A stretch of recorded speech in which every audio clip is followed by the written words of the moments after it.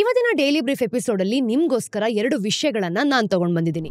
ಮೊದಲಿಗೆ ಸೆಬಿ ತನ್ನ coded messages ಮತ್ತೆ ಇನ್ಸೈಡರ್ ಟ್ರೇಡಿಂಗ್ ಇಂದ ಮಾಡಿರುವಂತಹ ಒಂದು ಫ್ರಂಟ್ ರನ್ನಿಂಗ್ ಸ್ಕ್ಯಾಮ್ ನ ಕಂಡಿಡಿದಿದೆ. ಇದ್ರ ಬಗ್ಗೆ ಡಿಸ್ಕಸ್ ಮಾಡೋಣ. ಇದಾದ್ಮೇಲೆ ಇಂಡಿಯನ್ ಬ್ಯಾಂಕ್ಸ್ ಅನ್ಸೆಕ್ಯೂರ್ಡ್ ರಿಟೇಲ್ ಮತ್ತೆ ಮೈಕ್ರೋ ಫೈನಾನ್ಸ್ ಲೋನ್ಸ್ ಅಲ್ಲಿ ವಸೂಲಾಗದ ಸಾಲ ಜಾಸ್ತಿ ಆಗ್ತಿರೋದ್ರಿಂದ ಕಷ್ಟಪಡ್ತಿದ್ದಾರೆ. ಇದ್ರ ಬಗ್ಗೆನೂ ಕೂಡ ಚರ್ಚೆ ಮಾಡೋಣ. ನಿಮ್ಮೆಲ್ಲರಿಗೂ ಝೀರೋದ ಮಾರುಕಟ್ಟೆಯ ದ ಡೈಲಿ ಬ್ರೀಫ್ ಎಪಿಸೋಡ್ಗೆ ಸ್ವಾಗತ.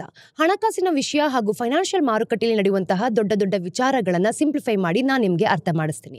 ಇವತ್ತು 29 ಜನವರಿ ವೆಡ್ನೆಸ್ಡೇ. ನಾನು ನಿಮ್ಮ ನಿರೂಪಕಿ ಚಂದನಾ ಗೌಡ. ನೀವು ನಮ್ಮ ಕಾರ್ಯಕ್ರಮವನ್ನ ಕೇಳಬೇಕು ಅಂತ ಅನ್ಕೊಂಡಿದ್ರೆ ಆಪಲ್ ಮತ್ತೆ ಸ್ಪಾಟಿಫೈ ಪಾಡ್ಕಾಸ್ಟ್ ಅಲ್ಲಿ ಕೇಳಬಹುದು. ಓದುವ ವ್ಯಕ್ತಿ ಆಗಿದ್ದೀರಾ ಅಂತಂದ್ರೆ ಇಮೇಲ್ ನ್ಯೂಸ್ ಲೆಟರ್ಸ್ಗೆ ಸಬ್ಸ್ಕ್ರೈಬ್ ಮಾಡಿ. ಒಂದ್ ವಿಷಯ ನೆನಪಿರ್ಲಿ, ಯಾವುದೇ ರೀತಿಯಾದಂತಹ ಸ್ಪ್ಯಾಮ್ ಮಾಡ್ತಿಲ್ಲ. ಪ್ರತಿಯೊಂದು ಲಿಂಕ್ ಸಹ ಕಮೆಂಟ್ ಸೆಕ್ಷನ್ ಅಲ್ಲಿ ಅವೈಲೇಬಲ್ ಇದೆ. ಬನ್ನಿ ಕಾರ್ಯಕ್ರಮವನ್ನ ಶುರು ಮಾಡೋಣ. ಇವತ್ತು ನಾವು ಒಂದು ದೊಡ್ಡ ಫ್ರಂಟ್ ರನ್ನಿಂಗ್ ಕೇಸ್ ಬಗ್ಗೆ ಮಾತಾಡೋಣ. ಇದನ್ನ ಸೆಬಿ ಈಗ ತಾನೇ ಕಂಡಿಡಿದಿದೆ. ಇದರಲ್ಲಿ ಫ್ಯಾಮಿಲಿ ಕಾನ್ಸ್ಪಿರಸಿಸ್, ಕೋಡೆಡ್ ಕಮ್ಯುನಿಕೇಶನ್ಸ್ ಮತ್ತೆ ಕೋಟ್ಯಾಂತರ ರೂಪಾಯಿ ಇಲ್ಲಿಗಲ್ ಪ್ರಾಫಿಟ್ಸ್ ಇದೆ. ಇವ್ರು ಹೇಗೆ ಈ ತರ ಮಾಡಿದ್ರು ಅಂತ ನೀವು ಕೇಳಿದ್ರೆ ನಿಮ್ಗೂ ಕೂಡ ಆಶ್ಚರ್ಯ ಆಗುತ್ತೆ. ಸೆಬಿನ ಈ ಇನ್ವೆಸ್ಟಿಗೇಷನ್ ಪ್ರಕಾರ ಆಪರೇಷನ್ ಈ ರೀತಿ ನಡೀತು. ಮೊದಲು ಗಗನ್ದೀಪ್ ಕನ್ಸಲ್ಟೆನ್ಸಿ ಒಂದು ದೊಡ್ಡ ಆರ್ಡರ್ ನ ಪ್ಲೇಸ್ ಮಾಡೋ ಪ್ಲಾನ್ ಮಾಡ್ತಿತ್ತು. ಈ ಮಾಹಿತಿ ಅವರ ಒಂದು ಡೆಡಿಕೇಟೆಡ್ ಡೀಲರ್ ನೀರವ್ಗೆ ಹೋಗ್ತಿತ್ತು. ಅವನು ಅನ್ವಿಲ್ ನಲ್ಲಿದ್ದ. ನೀರವ್ ಬರೀ ಆರ್ಡರ್ ನ ಎಕ್ಸಿಕ್ಯೂಟ್ ಮಾಡೋ ಬದಲು ಕೊಠಾರಿ ಬ್ರದರ್ಸ್ಗೆ ಅವರ ಬ್ರೋಕೇಜ್ ಫರ್ಮ್ ಏನಿದೆ ಅಲ್ವಾ, ಅದನ್ನ ಲ್ಯಾಂಡ್ ಲೈನ್ ನಲ್ಲಿ ಫೋನ್ ಇಂದ ಕಾಲ್ ಮಾಡ್ತಿದ್ದ. ಈ ಕಾಲ್ಸ್ ಯಾವಾಗ್ಲೂ ಕೂಡ ಗುಜರಾತಿನಲ್ಲೇ ಇರ್ತಿತ್ತು. ಅವನು 4 ಇಂಪಾರ್ಟೆಂಟ್ ಇನ್ಫಾರ್ಮೇಶನ್ ಕೂಡ ಶೇರ್ ಮಾಡ್ತಿದ್ದ. ಮೊದಲನೇದಾಗಿ ಯಾವ ಸ್ಟಾಕ್ ಅಥವಾ ಡೆರಿವೇಟಿವ್ ನ ಟ್ರೇಡ್ ಮಾಡ್ತಾರೆ, ಎಷ್ಟು ಕ್ವಾಂಟಿಟಿನ ಟ್ರೇಡ್ ಮಾಡ್ತಾರೆ, ಮೊದಲ ಲೆಗ್ ಪ್ರೈಸ್ ಯಾವ ರೀತಿ ಇರುತ್ತೆ, ಎರಡನೇ ಲೆಗ್ ಪ್ರೈಸ್ ಯಾವ ರೀತಿ ಚೇಂಜ್ ಆಗತ್ತೆ. ಈ ಮಾಹಿತಿ ಇಟ್ಕೊಂಡು ಕೊಠಾರಿ ಬ್ರದರ್ಸ್ ಅವರ ಟ್ರೇಡ್ಸ್ ಏನಿದೆ ಅಲ್ವಾ, ಅದು 2 ಲೆಗ್ಸ್ಗೆ ಲಿಮಿಟ್ ಆರ್ಡರ್ಸ್ ನ ಪ್ಲೇಸ್ ಮಾಡ್ತಿದ್ರು. ಅವ್ರಿಗೆ ದೊಡ್ಡ ಕ್ಲೈಂಟ್ಸ್ ಆರ್ಡರ್ಸ್ಗೆ ಎಲ್ಲಿಗೆ ಬರುತ್ತೆ ಅಂತಾನೂ ಕೂಡ ಗೊತ್ತಿತ್ತು. ಅವರು ಬರೀ ಅವರ ಅಕೌಂಟ್ಸ್ ನಲ್ಲಿ ಟ್ರೇಡ್ ಮಾಡ್ತಿರ್ಲಿಲ್ಲ, ಅವರ ಹೆಂಡತಿ ಮತ್ತೆ ಹಿಂದೂ ಅನ್ಡಿವಿಡೆಂಟ್ ಫ್ಯಾಮಿಲಿ ಅಕೌಂಟ್ಸ್ ಅನ್ನು ಸಹ ಯೂಸ್ ಮಾಡ್ತಿದ್ರು. ಅವರ ಆಪರೇಷನ್ ತುಂಬಾ ಚೆನ್ನಾಗಿರ್ತಿತ್ತು ನೋಡಿ. ಡೆರಿವೇಟಿವ್ ಸೆಗ್ಮೆಂಟ್ ನಲ್ಲಿ ಅವರು ಜಾಸ್ತಿ ದುಡ್ಡು ಮಾಡ್ತಿದ್ರು. 930 ಫ್ರಂಟ್ ರನ್ನಿಂಗ್ ಇನ್ಸ್ಟೆನ್ಸಸ್ ನಲ್ಲಿ 774 ಸಲ ಈ ಒಂದು ಗಗನ್ದೀಪ್ ನ ಒಂದು ಟ್ರೇಡ್ಸ್ ನಲ್ಲಿ 40 to 100% ಮ್ಯಾಚ್ ಆಗ್ತಿತ್ತು. ಇದು ಕಾಕತಾಳೀಯ ಖಂಡಿತವಾಗ್ಲೂ ಅಲ್ಲ, ಲೆಕ್ಕ ಹಾಕಿ ಮಾಡಿರೋ ಕೆಲಸ ಅಂತಾನೆ ಕಾಣಿಸ್ತಿದೆ. ದುಡ್ಡು ಹೇಗ್ ಹೋಯ್ತು, ಈ ಆಪರೇಷನ್ ಎಷ್ಟು ದೊಡ್ಡದಿದೆ ಅಂತ ನೋಡೋಕೆ ದುಡ್ಡು ಎಲ್ಲಿಗೆ ಹೋಗ್ತಿದೆ ಅಂತಾನೂ ಕೂಡ ನೋಡ್ಬೇಕು. 5 ವರ್ಷದಲ್ಲಿ ಅಂದ್ರೆ 2018 ಇಂದ 2023 ರವರೆಗೆ ಅವರು 4.82 ಕ್ರೋರ್ಸ್ ರೂಪಾಯಿಯನ್ನ ಇಲ್ಲಿಗಲ್ ಪ್ರಾಫಿಟ್ ಮಾಡಿದ್ರು. ಅದರಲ್ಲಿ 4.69 ಕ್ರೋರ್ಸ್ ಏನಿದೆ ಇದನ್ನ ಡೆರಿವೇಟಿವ್ಸ್ ಟ್ರೇಡಿಂಗ್ ಇಂದ ಬಂದಿತ್ತು. ಇಲ್ಲಿ ಅವರು ಜಾಸ್ತಿ ದುಡ್ಡು ಮಾಡೋದಕ್ಕೆ ಚಾನ್ಸಸ್ ಸಹ ಇತ್ತು. ಬೇಸಿಕಲಿ ಅವರು ಈ ಪ್ರಾಫಿಟ್ಸ್ ಅನ್ನ ಅವರ ಇನ್ಸೈಡ್ ಮ್ಯಾನ್ ನೀರವ್ ಜೊತೆನೂ ಕೂಡ ಶೇರ್ ಮಾಡಬೇಕಿತ್ತು. ಅದಕ್ಕೆ ಅವರು ಇನ್ನೊಂದು ಪ್ಲಾನ್ ಸಹ ಮಾಡಿದ್ರು. ಅವರು ಅವರ ಆಫೀಸ್ ಪಿಯೋನ್ ಯಾರಿರ್ತಾರೆ ಅಲ್ವಾ, ಅವರ ಒಂದು ಅಕೌಂಟ್ ನ ಕೂಡ ಯೂಸ್ ಮಾಡ್ಕೊಂಡ್ರು. ಕೃಷ್ಣಂ ಕದಂ ಪಿಯೋನ್ ಆಗಿ 10,000 ರೂಪಾಯಿ ಸ್ಯಾಲರಿ ತಗೊಳ್ತಿದ್ರು. ಅವರ ಅಕೌಂಟ್ ನಲ್ಲಿ ಲಕ್ಷಾಂತರ ರೂಪಾಯಿಗಳು ಟ್ರೇಡ್ ಆಗ್ತಿತ್ತು. ಕೃಷ್ಣಂ ಕದಮ್ನ ಅಕೌಂಟ್ ಇಂದ 1.36 ಕೋಟಿ ರೂಪಾಯಿ ನೀರವ್ಗೆ ಟ್ರಾನ್ಸ್ಫರ್ ಮಾಡ್ತಿದ್ರು. ಮತ್ತೆ ನೀರವ್ನ ಡ್ರೈವರ್ ಯಾರಿದ್ದಾರೆ ಅಲ್ವಾ, ಅವ್ರಿಗೂ ಕೂಡ 13.45 ಲ್ಯಾಕ್ಸ್ ಕೂಡ ಕಳಿಸಿದ್ರು. ಅವರು ನೀರವ್ನ ಹೆಂಡತಿ ಜುಗ್ಮಿಗೆ ರೆಗ್ಯುಲರ್ ಟ್ರಾನ್ಸ್ಫರ್ ಸಹ ಮಾಡ್ತಿದ್ರು. FY 2021 ಹಾಗೂ 2022 ರಲ್ಲಿ 22.75 ಲ್ಯಾಕ್ಸ್, ಹಾಗೆ FY 2022 ಹಾಗೂ 2023 ಅಲ್ಲಿ 9.19 ಲ್ಯಾಕ್ಸ್, ಹಾಗೆ 2023 ಹಾಗೂ 2024 ಅಲ್ಲಿ 1.51 ಲ್ಯಾಕ್ಸ್ ಅನ್ನ ಕಳಿಸಿದ್ರು. ಸೆಪ್ಟೆಂಬರ್ ನಲ್ಲಿ ನಾವು ನೋಡ್ತಿದೀವಿ ಅಂತಂದ್ರೆ ಈ ವಿಷಯ ಗೊತ್ತಾದಾಗ ಇದನ್ನ ಕಂಪ್ಲೀಟ್ ಆಗಿ ನಿಲ್ಲಿಸ್ಬಿಟ್ರು. ಕಮ್ಯುನಿಕೇಶನ್ಸ್ ಪ್ಯಾಟರ್ನ್ಸ್ ಯಾವ ರೀತಿ ಇತ್ತು, ಈ ಸ್ಕೀಮ್ ನಲ್ಲಿ ಕಮ್ಯುನಿಕೇಶನ್ಸ್ ಏನಾದ್ರೂ ನೋಡ್ತಿದೀವಿ ಅಂತಂದ್ರೆ ಅವ್ರು ಎಷ್ಟು ಬ್ರೇಸನ್ ಆಗ್ತಿದ್ರು ಅಂತ ಗೊತ್ತಾಗತ್ತೆ ನೋಡಿ. ಡಿಸೆಂಬರ್ 2022 ಇಂದ ಸೆಪ್ಟೆಂಬರ್ 2023 ರವರೆಗೂ ಕೂಡ ಸೆಬಿ 922 ಕಾಲ್ಸ್ ಅನ್ನ ನೀರವ್ ಮತ್ತೆ ಕೊಠಾರಿ ಬ್ರದರ್ಸ್ ನಡುವೆ ರೆಕಾರ್ಡ್ ಮಾಡಿದೆ. 89% ಕಾಲ್ಸ್ ಏನಿದೆ ಅಲ್ವಾ, ಅಂದ್ರೆ 821 ಕಾಲ್ಸ್ ಅನ್ವಿಲ್ ನಲ್ಲಿ ನೀರವ್ಗೆ ಕೊಟ್ಟಿರೋ ಒಂದು ಲ್ಯಾಂಡ್ ಲೈನ್ ನಂಬರ್ ಇಂದಾನೆ ಬಂದಿರೋದು. ಅವರು ಸೈಲೆಂಟ್ ಆಗಿ ಮಾಡೋದಕ್ಕೂ ಸಹ ಟ್ರೈ ಮಾಡ್ಲಿಲ್ಲ. ಈ ಕಾಲ್ಸ್ ಮಾರ್ಕೆಟ್ ಅವರ್ಸ್ ನಲ್ಲೇ ಬರ್ತಿತ್ತು, ಅದು ಕೂಡ ರಿಜಿಸ್ಟರ್ಡ್ ಬ್ರೋಕರ್ ಆಫೀಸ್ ನಿಂದ. ನೀರವ್ ದೊಡ್ಡ ಕ್ಲೈಂಟ್ ಆರ್ಡರ್ಸ್ ನ ಮಾಡೋದಕ್ಕೂ ಮುಂಚೆ ಕಾಲ್ ನ ಮಾಡಿ ಇನ್ಸ್ಟ್ರಕ್ಷನ್ ಕೊಡ್ತಿದ್ದ. ಮತ್ತೆ ಕೊಠಾರಿ ಬ್ರದರ್ಸ್ ಯಾರಿದ್ದಾರೆ, ಟ್ರೇಡ್ಸ್ ತರಹ ಒಂದು ಆರ್ಡರ್ಸ್ ಕೂಡ ಎಕ್ಸಿಕ್ಯೂಟ್ ಮಾಡ್ತಿದ್ದ. ಸೆಬಿ ಇನ್ವೆಸ್ಟಿಗೇಷನ್ ನಲ್ಲಿ ಕಾಲ್ ರೆಕಾರ್ಡಿಂಗ್ ಸಹ ಸಿಕ್ಕಿದೆ. ಸೆಪ್ಟೆಂಬರ್ 2023ರಲ್ಲಿ ಒಂದು ಕಾಲ್ ನಲ್ಲಿ ನೀರವ್ ಆಶಿಷ್ಗೆ ಗುಜರಾತಿಯಲ್ಲಿ ಏನಂತ ಹೇಳಿದ್ರು ಗೊತ್ತಾ? ಇಂಡಿಯಾ ಸಿಮೆಂಟ್ ಕ್ಯಾಶ್ ಮಾ ಆಪಿ, ಅಂದ್ರೆ ಇಂಡಿಯನ್ ಸಿಮೆಂಟ್ ಏನಿದೆ ಅಲ್ವಾ, ಇದನ್ನ ಕ್ಯಾಶ್ ಸೆಗ್ಮೆಂಟ್ ನಲ್ಲಿ ಸೇಲ್ ಮಾಡು ಅಂತ ಹೇಳಿದ್ದ. ಆಮೇಲೆ 30 ವೆಂಚೋನೆ 52 ಮಾ ಅಂತಾನು ಕೂಡ ಹೇಳಿದ್ದ. ಅಂದ್ರೆ 52 ರೂಪಾಯಿಗೆ 30 ಕ್ವಾಂಟಿಟಿನ ಸೇಲ್ ಮಾಡು ಅಂತಾನು ಕೂಡ ಕ್ಲಿಯರ್ ಆಗಿ ಹೇಳಿದ್ದ. ಈ ಕಾಲ್ಸ್ ಆದ ಸಮಯದಲ್ಲಿ ಆರ್ಡರ್ಸ್ ಅದೇ ತರ ಮಾರ್ಕೆಟ್ ನಲ್ಲಿ ಬರೋದಕ್ಕೂ ಸಹ ಶುರುವಾಯಿತು. ಸೆಬಿ ಆಕ್ಷನ್ಸ್ ಮತ್ತೆ ಇಂಪ್ಲಿಕೇಶನ್ಸ್. ಸೆಬಿ ಈ ಸ್ಕೀಮ್ ನ ಕಂಡು ಹಿಡಿದ ಮೇಲೆ ಬೇಗನೆ ಆಕ್ಷನ್ ತಗೊಂಡಿದೆ. ಅಂದ್ರೆ 12.58 ಕ್ರೋರ್ಸ್ ರೂಪಾಯಿ ಏನಿದೆ ಅಲ್ವಾ, ಈ ಒಂದು ಅಸೆಟ್ ನ ಫ್ರೀಸ್ ಮಾಡಿದ್ದಾರೆ. ಇದು ಅವ್ರು ಮಾಡಿದಂತಹ 4.82 ಕ್ರೋರ್ಸ್ ರೂಪಾಯಿ ಇಲ್ಲಿಗಲ್ ಪ್ರಾಫಿಟ್ಸ್ ಗಿಂತ ಜಾಸ್ತಿ ಇದೆ. ಹಾಗೇನೆ ಸೆಬಿ ಈ ದುಡ್ಡು ಏನಿದೆ ಇದು ಬೇರೆ ಕಡೆ ಹೋಗಬಾರ್ದು ಅಂತ ಸ್ಟ್ರಿಕ್ಟ್ ಆಗಿ ನೋಡ್ಕೊಳ್ತಿದೆ.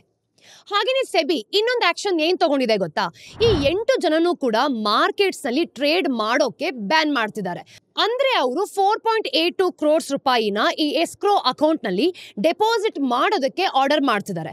21 ದಿನದಲ್ಲಿ ನಾವು ನೋಡ್ತಿದೀವಿ ಅಂತಂದ್ರೆ ಅಲಿಗೇಷನ್ಸ್ ಬಗ್ಗೆನೂ ಕೂಡ ರೆಸ್ಪಾಂಡ್ ಮಾಡೋದಕ್ಕೆ ಹೇಳಿದ್ದಾರೆ.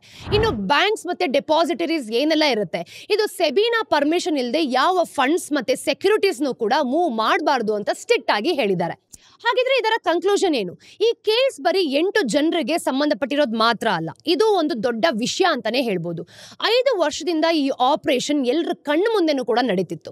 ಹಾಗೇನೆ ರೆಗ್ಯುಲೇಟೆಡ್ ಬ್ರೋಕರ್ ಆಫೀಸ್ ಇಂದ ಅವರು ತುಂಬಾ ಕಾಲ್ಸ್ ಮಾಡ್ತಿದ್ರು. ಹಾಗೇನೆ ಈ ಟ್ರೇಡ್ಸ್ಗಳು ಟಾರ್ಗೆಟ್ ಜೊತೆಗೆ ಮ್ಯಾಚ್ ಆಗ್ತಿತ್ತು ಕೂಡ, ಹಾಗೆ ತುಂಬಾ ಜಾಸ್ತಿನೂ ಇತ್ತು. ಹಾಗೆ ಲಕ್ಷಾಂತರ ರೂಪಾಯಿಸ್ಗಳನ್ನ ಈ ಪಿಯೋನ್ ಅಕೌಂಟ್ ನಲ್ಲೂ ಕೂಡ ಮೂವ್ ಮಾಡ್ತಿದ್ರು. ಇದು ಮಾರ್ಕೆಟ್ ಸರ್ವಿಲಿಯನ್ಸ್ ಸಿಸ್ಟಮ್ ಬಗ್ಗೆನೂ ಕೂಡ ತುಂಬಾ ಪ್ರಶ್ನೆಗಳನ್ನ ಹುಟ್ಟು ಹಾಕುತ್ತೆ.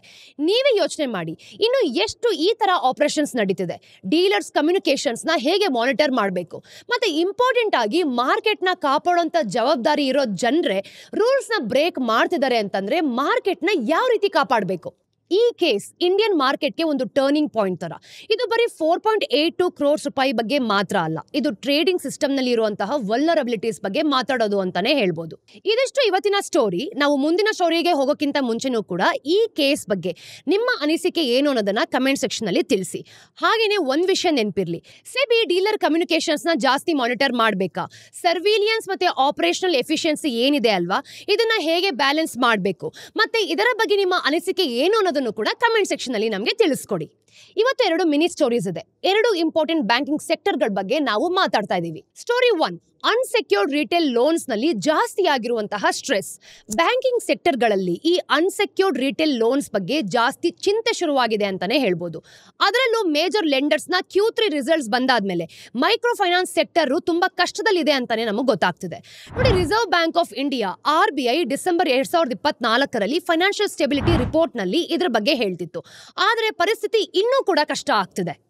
ಡೇಟಾ ಪ್ರಕಾರ 2024 ಹಾಗೂ 25ರ ಮೊದಲ ಅರ್ಧ ವರ್ಷದಲ್ಲಿ 31 ದಿನದಿಂದ 180 ದಿನ ಏನಾದರೂ ಲೇಟ್ ಆಗಿರುವಂತಹ ಲೋನ್ಸ್ಗಳು ಏನೆಲ್ಲ ಇರುತ್ತೆ ಅಲ್ವಾ, ಇದು 2.15% ಇಂದ 4.30%ಗೆ ಡಬಲ್ ಆಗಿದೆ ಅಂತ.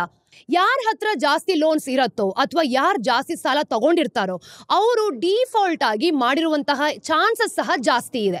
ಕಳೆದ 3 ವರ್ಷಗಳಲ್ಲಿ 4 ಅಥವಾ ಜಾಸ್ತಿ ಲೆಂಡರ್ಸ್ ಇಂದ ಲೋನ್ ತಗೊಳ್ಳುವಂತಹ ಜನ 3.6% ಇಂದ 5.8%ಗೆ ಜಾಸ್ತಿ ಆಗಿದ್ದಾರೆ. ತುಂಬಾ ಲೆಂಡರ್ಸ್ ನ ಈ ಕ್ವಾರ್ಟರ್ಲಿ ರಿಸಲ್ಟ್ಸ್ ನ ನೋಡ್ತಿದೀವಿ ಅಂತಂದ್ರೆ ರಿಟೇಲ್ ಮತ್ತೆ ಮೈಕ್ರೋ ಫೈನಾನ್ಸ್ ನಲ್ಲಿರುವಂತಹ ಈ ಡಿಫಾಲ್ಟ್ಸ್ ಇಂದಾನೇ ಜಾಸ್ತಿ ಆಗ್ತಿದೆ, ಮತ್ತೆ ಗ್ರೋತ್ ಸಹ ಕಮ್ಮಿ ಆಗ್ತಿದೆ ಅಂತ ಸೂಕ್ಷ್ಮವಾಗಿ ನಾವು ಹೇಳ್ಬೋದು. ಇನ್ನೂ ಬೇಗ ಇದು ಸರಿ ಆಗೋ ತರ ಕಾಣಿಸ್ತಾನೆ ಇಲ್ಲ. ನಾನು ಒಂದೊಂದೇ ಕಂಪನಿಯ ರಿಸಲ್ಟ್ಸ್ ಬಗ್ಗೆ ಇವಾಗ ಮಾತಾಡ್ತೀನಿ ನೋಡಿ. IDFC ಫಸ್ಟ್ ಬ್ಯಾಂಕ್ ಈ ಕ್ವಾರ್ಟರ್ ನಲ್ಲಿ ಚೆನ್ನಾಗಿ ಮಾಡಿದೆ, ಆದ್ರೆ ಮೈಕ್ರೋ ಫೈನಾನ್ಸ್ ನಿಂದ ಬ್ಯಾಂಕ್ ಗೆ ತುಂಬಾನೇ ತೊಂದರೆ ಆಯ್ತು. ಮೈಕ್ರೋ ಫೈನಾನ್ಸ್ ಲೋನ್ಸ್ ಇಂದಾನೆ ಜಾಸ್ತಿ ಸ್ಲಿಪೇಜಸ್ ಅಂದ್ರೆ ಲೋನ್ಸ್ ಬ್ಯಾಡ್ ಆಗೋದು ಕೂಡ ಜಾಸ್ತಿ ಆಯ್ತು. ಈ ಫೈನಾನ್ಷಿಯಲ್ ಇಯರ್ ನ ಮೊದಲ 9 ತಿಂಗಳಲ್ಲಿ ಮೈಕ್ರೋ ಫೈನಾನ್ಸ್ ಲೋನ್ಸ್ ಗೆ ಕ್ರೆಡಿಟ್ ಕಾಸ್ಟ್ 8% ಇತ್ತು.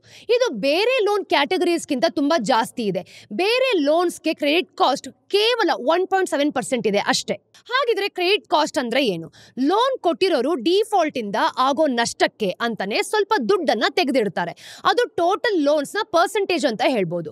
ಕ್ರೆಡಿಟ್ ಕಾಸ್ಟ್ ಜಾಸ್ತಿ ಇದ್ರೆ ಜಾಸ್ತಿ ಲೋನ್ಸ್ ಬ್ಯಾಡ್ ಆಗುತ್ತೆ ಅಂತ ಲೆಂಡರ್ ಕೂಡ ಅನ್ಕೊಂಡಿರ್ತಾರೆ. ಇನ್ನೊಂದು ವಿಷಯ ಏನಂದ್ರೆ IDFC ಫಸ್ಟ್ ಬ್ಯಾಂಕ್ ನಾನ್ ಪರ್ಫಾರ್ಮಿಂಗ್ ಅಸೆಟ್ಸ್ NPAs ಅಂದ್ರೆ ವಸೂಲಾಗದ ಸಾಲಗಳು ಕಳೆದ ಕ್ವಾರ್ಟರ್ ನಲ್ಲಿ 2.5% ಇತ್ತು. ಈ ಕ್ವಾರ್ಟರ್ ನಲ್ಲಿ 4.5% 3% ಜಾಸ್ತಿ ಆಗಿದೆ. ಇದು ಮೈಕ್ರೋ ಫೈನಾನ್ಸ್ ನಲ್ಲಿ ತೊಂದರೆ ಆಗ್ತಿದೆ ಅಂತಾನೂ ಕೂಡ ಎದ್ದು ತೋರಿಸ್ತಿದೆ. ಕೋಟಕ್ ಮಹೇಂದ್ರ ಬ್ಯಾಂಕ್ ತನ್ನ retail micro credit loan book ನ ಸೆಪ್ಟೆಂಬರ್ 2024 ನಲ್ಲಿ 11.3% ಇತ್ತು. ಆದ್ರೆ ಡಿಸೆಂಬರ್ 2024 ನಲ್ಲಿ ನೋಡ್ತಿದೀವಿ ಅಂತಂದ್ರೆ 10.5% ಕಮ್ಮಿ ಮಾಡಿದೆ. ಆದ್ರೆ ಅವರು ರೀಸೆಂಟ್ ಆಗಿ ಸೊನಾಟಾ ಫೈನಾನ್ಸ್ ಅನ್ನೋ ಒಂದು ಮೈಕ್ರೋ ಫೈನಾನ್ಸ್ ಕಂಪನಿಯನ್ನ ಕೊಂಡ್ಕೊಂಡಿದ್ದಾರೆ. BSS ಮೈಕ್ರೋ ಫೈನಾನ್ಸ್ ಏನಿದೆ ಅಲ್ವಾ, ಇದನ್ನು ಕೂಡ 2016 ಇಂದ ಇವರು ನಡೆಸ್ತಿದ್ದಾರೆ. ಬೇಸಿಕಲಿ ಈ ಕಂಪನಿಗಳು ಬೇರೆ ಬೇರೆ ತರ ಫೈನಾನ್ಷಿಯಲ್ಸ್ ಏನಿದೆ ಅಲ್ವಾ ಅದನ್ನ ರಿಪೋರ್ಟ್ ಮಾಡ್ತಾರೆ. ಅದಕ್ಕೆ ಅವರ NPA ಫಿಗರ್ಸ್ ಕರೆಕ್ಟ್ ಆಗಿ ಸಿಗಲ್ಲ. ಮ್ಯಾನೇಜ್ಮೆಂಟ್ ಪ್ರಕಾರ ಅವರು ಕೂಡ ಸ್ವಲ್ಪ ಕಷ್ಟದಲ್ಲಿ ಇರಬಹುದು. ಹಾಗೇನೆ ಮೈಕ್ರೋ ಫೈನಾನ್ಸ್ ನಲ್ಲಿ ಆಗ್ತಿರೋ ಲಾಸ್ ಮತ್ತೆ ಕಮ್ಮಿ ಗ್ರೋತ್ ನ ಸರಿ ದೂಗಿಸ್ಬೇಕು ಅಂತಾನೆ ಕೋಟಕ್ ಸೆಕ್ಯೂರ್ಡ್ ರಿಟೇಲ್ ಲೋನ್ಸ್ ಅಂದ್ರೆ ಈ ಹೋಮ್ ಲೋನ್ಸ್ ಮತ್ತೆ ಕಾರ್ಪೊರೇಟ್ ಬ್ಯಾಂಕಿಂಗ್ ಮೇಲೆ ಜಾಸ್ತಿ ಫೋಕಸ್ ಮಾಡ್ತಿದೆ. ಹೋಮ್ ಲೋನ್ಸ್ ಈಗ ಕೋಟಕ್ ಲೋನ್ ಬುಕ್ ನಲ್ಲಿ 25% ಇದೆ. ಮತ್ತೆ ಇದು ವರ್ಷದಿಂದ ವರ್ಷಕ್ಕೆ 19% ಜಾಸ್ತಿ ಆಗ್ತಿದೆ. ಸ್ಮಾಲ್ ಅಂಡ್ ಮೀಡಿಯಂ ಎಂಟರ್ಪ್ರೈಸಸ್ SMEಗೆ ಈ ಕೊಟ್ಟಿರುವಂತಹ ಲೋನ್ಗಳು ಏನಿದೆ ಅಲ್ವಾ, ಇದು 31% ಜಾಸ್ತಿ ಆಗಿದೆ. ಈ ತರ ಸೇಫ್ ಆಗಿರೋ ವಿಷಯಗಳ ಮೇಲೆ ಫೋಕಸ್ ಮಾಡ್ತಿರೋದ್ರಿಂದ ಕೋಟಕ್ ರಿಸ್ಕಿ ಲೋನ್ಸ್ ಇಂದ ಕಮ್ಮಿ ಮಾಡ್ಕೊಳ್ತಿದೆ. ಇನ್ನು ICICI ಬ್ಯಾಂಕ್ ನ ನೋಡ್ತಿದೀವಿ ಅಂತಂದ್ರೆ ಮೈಕ್ರೋ ಫೈನಾನ್ಸ್ ನಲ್ಲಿರುವ ಚಾಲೆಂಜಸ್ ನಲ್ಲಿ ಬೇರೆ ತರ ಇದೆ ಅಂತಾನೆ ಹೇಳ್ಬೋದು. ಅವರು ಚೆನ್ನಾಗಿ ಬೆಳೀತಿದ್ದಾರೆ ಮತ್ತೆ ಅವರ NPA ಕಂಟ್ರೋಲ್ ನಲ್ಲಿ ಇದೆ ಕೂಡ. ಆದ್ರೆ ಬ್ಯಾಂಕ್ ನ ಗ್ರಾಸ್ NPA ರೇಷಿಯೋನ ನಾವು ನೋಡಿದಾಗ ಕಳೆದ ವರ್ಷ 2.3% ಇತ್ತು. ಈ ಕ್ವಾರ್ಟರ್ ನಲ್ಲಿ 1.9% ಗೆ ಇಳಿದಿದೆ. ಇನ್ನು ರಿಟೇಲ್ ಮತ್ತೆ ರೂರಲ್ ಲೋನ್ ಬುಕ್ ನಲ್ಲಿ ನಾವು ನೋಡ್ತಿದೀವಿ ಅಂತಂದ್ರೆ NPA 1.69% ಗೆ ಏರಿದ್ರು ಕೂಡ ಬ್ಯಾಂಕ್ ನ ಓವರ್ ಆಲ್ NPA ಗಿಂತ ಕಮ್ಮಿ ಇದೆ ಅಂತಾನೆ ಹೇಳ್ಬೋದು. ಬೇರೆ ಕಂಪನಿಗಳ ತರ ICICI ಬ್ಯಾಂಕ್ ನ ರಿಟೇಲ್ ಸೆಗ್ಮೆಂಟ್ ಇಂದ ಅವರ ಒಂದು ಅಸೆಟ್ ಕ್ವಾಲಿಟಿ ಕಮ್ಮಿ ಆಗ್ತಿಲ್ಲ ಅನ್ನೋದು ಕೂಡ ನಮ್ಗಿಲ್ಲಿ ಕಾಣಿಸ್ತಿದೆ. ಇನ್ನು HDFC ಬ್ಯಾಂಕ್ 2 ವರ್ಷದ ಹಿಂದೆ ಒಂದು ದೊಡ್ಡ ರಿವರ್ಸ್ ಮರ್ಜರ್ ಇಂದ ಬಂದಿದೆ. ಅದಕ್ಕೆ ಅವರು ನಂಬರ್ಸ್ ನ ನೋಡೋದು ಕಷ್ಟ.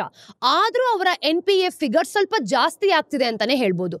HDFC ಬ್ಯಾಂಕ್ ದೊಡ್ಡ ಬ್ಯಾಂಕ್ ಆಗ್ತಿರೋದ್ರಿಂದ ಸ್ವಲ್ಪ ಚೇಂಜ್ ಆದ್ರೂ ಕೂಡ ತುಂಬಾ ದೊಡ್ಡ ವಿಷಯನೇ ಆಗುತ್ತೆ ನೋಡಿ.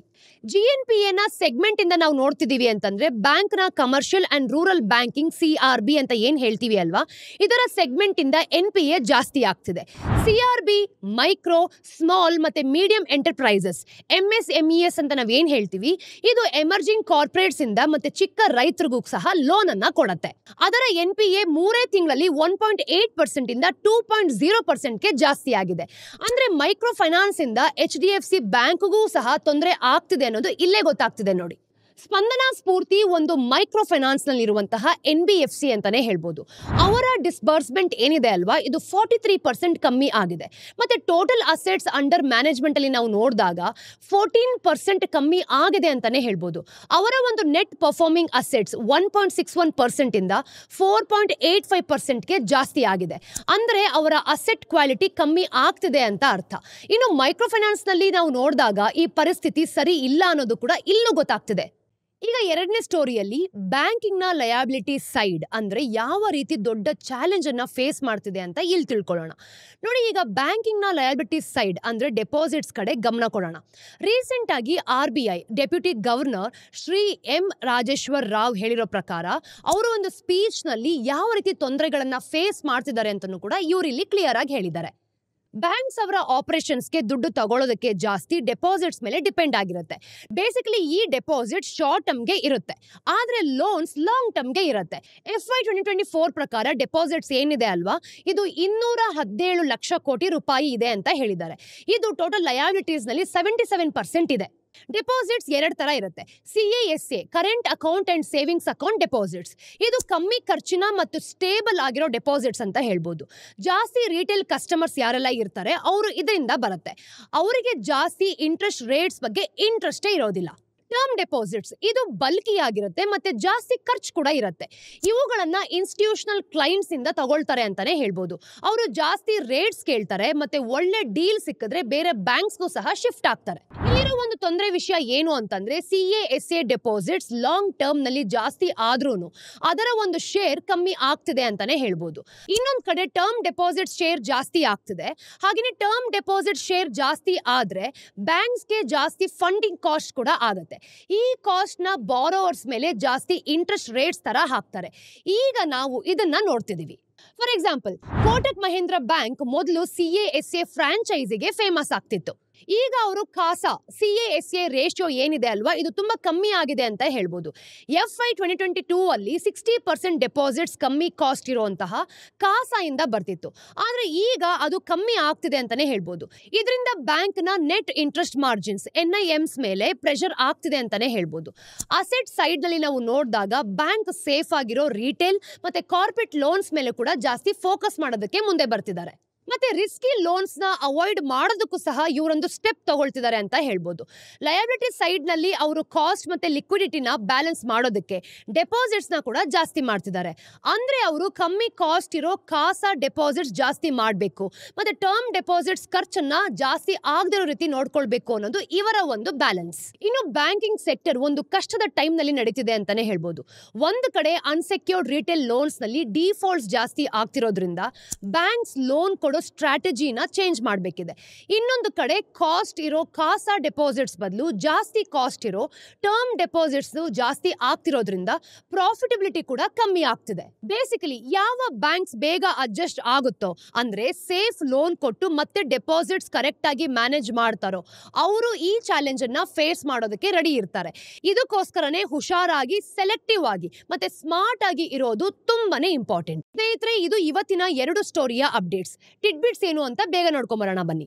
Number 1, Tata steel Q3 FY 25 ಅಂದ್ರೆ ಟಾಟಾ ಸ್ಟೀಲ್ ನ ನೆಟ್ ಪ್ರಾಫಿಟ್ 36.37% ಕಮ್ಮಿ ಆಗಿ 326.64 ಕೋಟಿ ರೂಪಾಯಿ ಆಗಿದೆ ಅಂತ ಅರ್ಥ.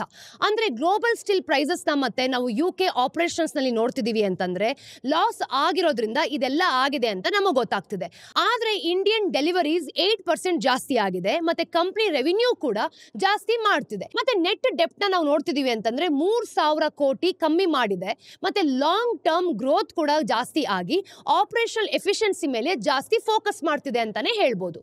ನಂಬರ್ 2, JSW ಕಾಪರ್ ಮೈನಿಂಗ್ಸ್ಗೆ ಎಂಟ್ರಿ ಕೊಡ್ತಿದೆ. JSW ಗ್ರೂಪ್ ಜಾರ್ಖಂಡ್ ನಲ್ಲಿರುವಂತಹ 2,600 ಕೋಟಿ ಕಾಂಟ್ರಾಕ್ಟ್ ನ ತಗೊಂಡು 3 MTPA ಕೆಪಾಸಿಟಿಯಲ್ಲಿ ಕಾಪರ್ ಮೈನ್ಸ್ ನ ಡೆವಲಪ್ ಮಾಡ್ತಿದೆ ಅಂತಾನೆ ಹೇಳ್ಬೋದು. 2027 ಹೊತ್ತಿನಲ್ಲಿ ಸೆಕೆಂಡ್ ಹಾಫ್ ನಲ್ಲಿ ನಾವು ನೋಡಿದಾಗ ಇದು ಆಪರೇಷನಲ್ ಆಗತ್ತೆ. ಇನ್ನು ಇದರಿಂದ EV ಮತ್ತೆ ರಿನ್ಯೂವಬಲ್ ಎನರ್ಜಿಗೆ ಒಂದು ಕಾಪರ್ ನ ಇಂಪೋರ್ಟ್ ಮಾಡ್ಕೊಳ್ಳುವಂತಹ ಒಂದು ಚಾನ್ಸಸ್ ಸಹ ಕಮ್ಮಿ ಆಗತ್ತೆ. Number 3, RBI 1.5 lakhs crore ಲಿಕ್ವಿಡಿಟಿನ OMOS VRR action ಮತ್ತೆ ಡಾಲರ್ಸ್ ರುಪಿನಲ್ಲಿ ಸ್ವಾಪ್ ಇಂದ ಜಾಸ್ತಿ ಮಾಡ್ತಿದೆ ಅಂತಾನೆ ಹೇಳ್ಬೋದು. 3 ಲಕ್ಷ ಕೋಟಿ ರೂಪಾಯಿ ಏನಿದೆ ಅಲ್ವಾ, ಇದನ್ನ ಬ್ಯಾಂಕಿಂಗ್ ಡೆಫಿಸಿಟ್ಸ್ ನ ಕಮ್ಮಿ ಮಾಡೋದಕ್ಕೆ ಅಂತಾನೆ ರೂಪಾಯಿ ಬೆಲೆನ ಸ್ಟೇಬಲ್ ಮಾಡೋದಕ್ಕೆ ಮತ್ತೆ ಕ್ರೆಡಿಟ್ ಡಿಮ್ಯಾಂಡ್ಗೂ ಸಹ ಹೆಲ್ಪ್ ಮಾಡೋದಕ್ಕೆ ಈ ರೀತಿ ಮಾಡ್ತಿದ್ದಾರೆ. ಆದ್ರೆ ಇದರಿಂದ ಇನ್ಫ್ಲೇಷನ್ ಜಾಸ್ತಿ ಆಗೋ ರಿಸ್ಕ್ ಸಹ ಇದೆ. ಸ್ನೇಹಿತರೆ, ಇದು ಇವತ್ತಿನ ಝೀರೋದ ಮಾರುಕಟ್ಟೆಯ ದ ಡೈಲಿ ಬ್ರೀಫ್ ನ ಅಪ್ಡೇಟ್. ನಿಮ್ಮೆಲ್ಲರಿಗೂ ಸಹ ವಿಡಿಯೋ ಇಷ್ಟ ಆಗಿದೆ ಅಂತ ನಾನು ಭಾವಿಸ್ತೀನಿ. ಇಷ್ಟ ಆದಲ್ಲಿ ಲೈಕ್ ಮಾಡಿ, ಶೇರ್ ಮಾಡಿ, ಸಬ್ಸ್ಕ್ರೈಬ್ ಮಾಡಿ. ಮತ್ತಷ್ಟು ಅಪ್ಡೇಟ್ಸ್ ಒಂದಿಗೆ ನಾನು ನಿಮಗೆ ಮುಂದಿನ ವಿಡಿಯೋಲಿ ಸಿಗ್ತೀನಿ. ಅಲ್ಲಿ ತನಕ ಟೇಕ್ ಕೇರ್. ನಾನು ನಿಮ್ಮ ಚಂದನ, ಸೈನಿಂಗ್ ಆಫ್.